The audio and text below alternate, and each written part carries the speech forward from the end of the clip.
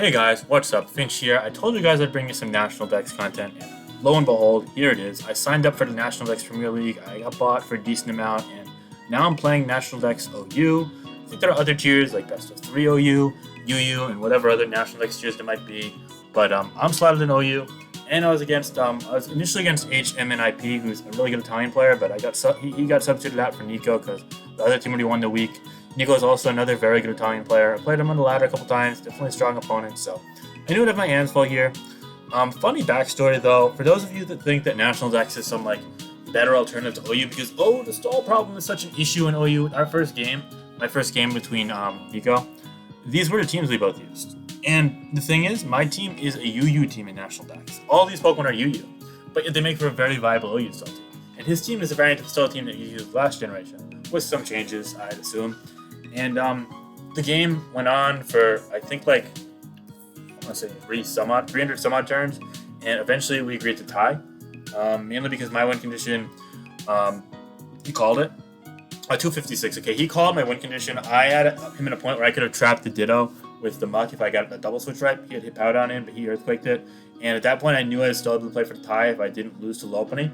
And Lopunny, it only had 4 close combat. I was able to stall it out basically. And I, all my BP left and the right thing. So yeah, ultimately it became a tie. But the point is that National Dex can be just as, if not more, stally than OU. It's just the fact that the matter is that the way the game is developed it that way. And honestly, if anything, in my opinion, the average OU game goes by a bit quicker than the average National Dex game. But I'm still interested in the metagame. See, I don't mind long games because they attract a lot of positive mindsets and strategy as well. You just kind of have to, play your hand the right way, if you will. And we had a rematch right after this because 256 turn marathon is not enough.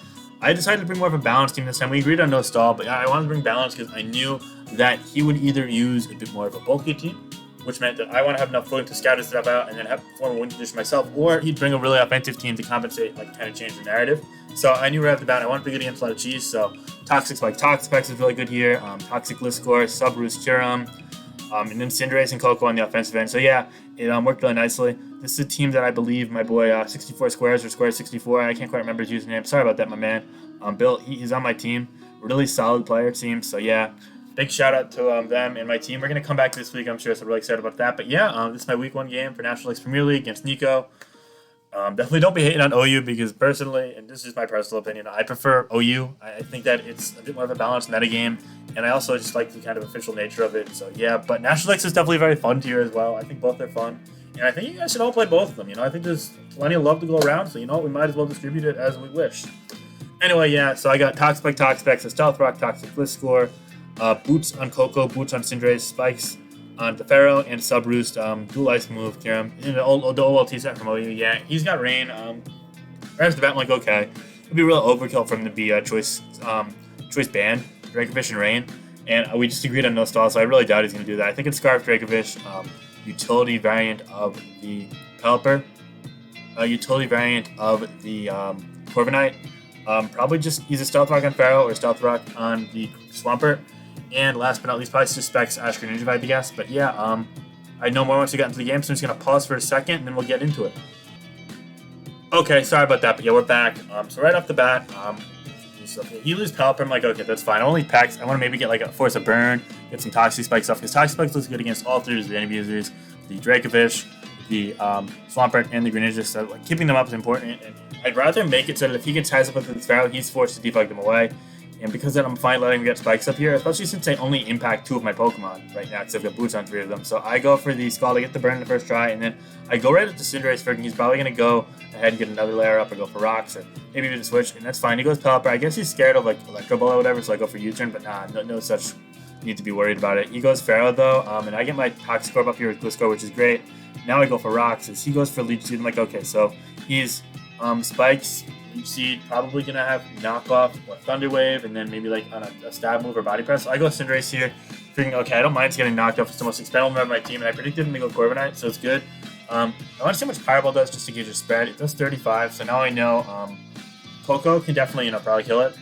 But also, Kyurem is going to need a while to break through it because Freeze Drive's not going to do a ton. It has some special defense, I believe, but not like max. So yeah, that's the Tuck revealed to me. I rip my Coco in, I'm like, okay, he's probably going to go Swampert. Let's chill with me. I'm just going to go for a U-turn here. He goes Pharaoh, I believe. yeah, and that's chill because now I could go ahead, get my Curum in, and I could sub up on this, and sub Curum looks still really good against this team. I do need more damage from Corviknight to like sweep, but I know for a fact I can threaten it regardless, and that being able to threaten it is super important to me in this context. So yeah, he goes Pharaoh and Toxic says I sub, which is surprising. I just go Icicle Spear here, and I kind of want to bluff being Dragon Dance, I guess, but nah, I just go Freeze Dry the next time. It does 51 with a crit, which is helpful, but even with Brave Bird Recoil, leftovers put him out of regular Freeze Dry range. So I'm like, okay, that's fine. I go for Freeze Dry just to try and fish for it, but nah, he goes for the Roost. I'm like, okay. Let's get back and see what his attacking move is. Maybe I go for one more just to see if I get a freeze, but nah, he goes for Roost again. Like, okay, at least I'm wasting Roost because Icicle Spear should be able to waste enough Roost, even if the leftover is equipped. And he goes Brave Bird there as I sub. That's fine with me. Yeah. Now I go for the Roost here on this turn, and he goes for U-turn. U-turn's gonna do 14% as he brings in Drakefish. I'm scared of like a Dragon Rush or Outrage from a Choice Scarf variant, so I go right back out to my attack specs here. In worst case, he goes for like a Psychic Fang, so it's like 40-45%. He goes U-turn here, and I'm not Helmet, I'm I believe in Black Sludge, or maybe he knocked me off, I don't know, but I get my Toxic Spikes up, which is really helpful as it threatens the Greninja, it threatens the Dracovish, and threatens the Swampert. I go for another Scald here just in case he tries to get cute and goes for one of his Defoggers, and he goes Toxic, predicting the Cinderace. I'm like, okay. Yeah, I have no reason to risk this. I'm gonna bait the Leech Seed and go to my own Ferrothorn now. He goes for Toxic and trying to break the switch, but yeah, I'm not playing any games. Ferrothorn is able to push the issue here as he goes Corviknight. That's fine with me. As I'm able to go for a knockoff and do it, removing those leftovers, making sure I'm even more threatening. And now I know I'm in the driver's seat here. So I go ahead and go for a Leech Seed as he defogs. He's trying to force more Roost maybe. He goes for one there, which is amazing. And I'm able to go for the Spike, so that's helpful. It might force another defog, but also forcing a defog gets closer to forcing another Roost. And if he doesn't go for a defog, then Spikes will stay up and threaten things as well, and I'm great. And now I get the Curum in on the defog, waste 2 defog defeat, and I go Freeze Dry as he goes U-turn. So I'm like, oh damn, now he's in Curum to a kill range. He goes Dracovish, so I'm like, okay, he's probably pressed to go back to Corviknight, but I don't need to risk anything. I could go ahead and get my Toxics in, and if I get a Scald Burn, then the game basically ends in the spot. I don't need to rely on like freezing it or PP stalling it then either, as well as be able to break through it, but unfortunately no such luck there as he goes for a U-turn in the following turn after roosting up. But if you look at this point, he's only at 11 roosts, so yeah, I get Toxic Spikes up again. And I'm like, okay, I'm fine exchanging Skulls with this, I think. I don't think either of us burn for a couple turns, I believe. I don't get one here, he doesn't get one here. I do 13, he does 17, I think.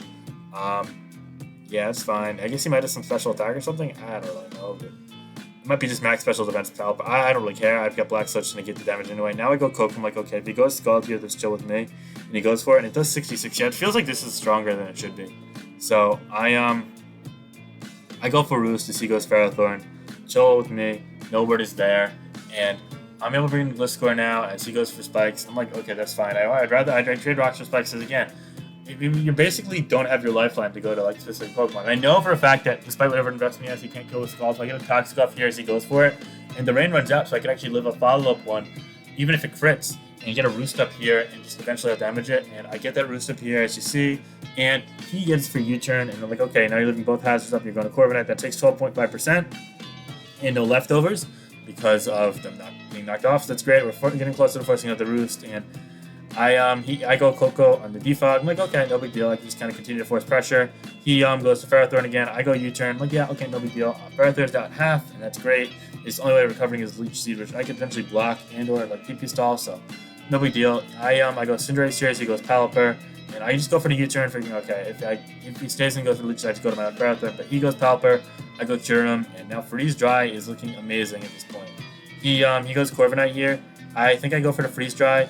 And I just roll a little lower than before. At 30, that's fine. I go for Icicle Sphere just in case I get 5 hits because it's more likely than a crit or a freeze, but I only get 2 hits. No big deal at all, as now I'm able to go out to my Pex here as he goes for the Brave Bird. I'm like, okay, worst case scenario, he went U-turn to like Swampert, but I live in Earthquake from full anyway. He U-turns here now, and he brings Swampert in now. I get Toxic Spikes up just a turn late. So fine, it's fine now. I go Ferrothorn, like, okay, he's just gonna Earthquake, no big deal, do like 40. He does 41 with Earthquake, like, yeah, okay. And I guess he's not scared of Power Whip as he stays in. I go Gliscor though, Verdict and Earthquake, and that works out. I'm like, okay, yeah, it's the least useful member of my team. Now I go back to Cure, I'm like, okay, that's chill with me because if he goes Earthquake, I comfortably live. There's no way to go Superpower now, and I'm at 22%. So I'm feeling he's gonna try an Earthquake on a Roost, so I go for Freeze Dry, and I catch him there. I knew I'd be able to heal up on Pelipper later on, and now I forced a Dracovish in, which takes poison. And he doubles the Corviknight trying to defog, I guess, but I go Pax. I'm like, okay, this works really nicely. He goes Brave Bird, predicting me to go back to cure him and roost up, but I'm not in a rush. I have no reason to not just scald here. I scald and I get the burn, and now the game is basically over. I go Coco here to try to force the issue even more because Pharaoh's burnt and Swampbird's dead, so Thunderbolt just completely collects against his team. He defogs Fatal Terrain, which is all fine and well. I go Thunderbolt anyway. It does 13% to Pharaoh Thorn, and at this point, it's starting to slowly be worn out. And I roost here. I'm like, okay, what's he gonna do? Toxic, Leech Seed. He goes Spikes. I'm like, okay, neither of those even came out. This is great. I U-turn here, another 12%, leaving it at a quarter health. And I feel like I'm going to Drive Seed. I don't mind if Cinderace takes Leech. I don't mind if it takes Toxic. Again, it's the most expendable member at this point, so I'm able to get it in. I go for U-turn here. I'm like, okay, again, I could go Pharaoh and Pharaoh if it's a big deal. And I actually go Gliscor here. Just I don't mind taking Leech Seeds to still be in Earthquake range. He goes Frizzy Spikes. He's down to 8% at this point. And he goes Greninja.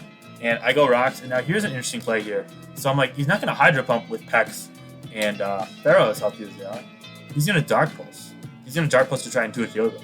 So I stand here and I go for the damn Toxic. So I'm like, if he Hydros and he kills me, that's fine. I'll be able to heal up the Pex anyway. And get Toxic Spikes up. So yeah, and he had Dark Pulse there, and I'm like, okay, get Toxic off, and then the game is over at this point.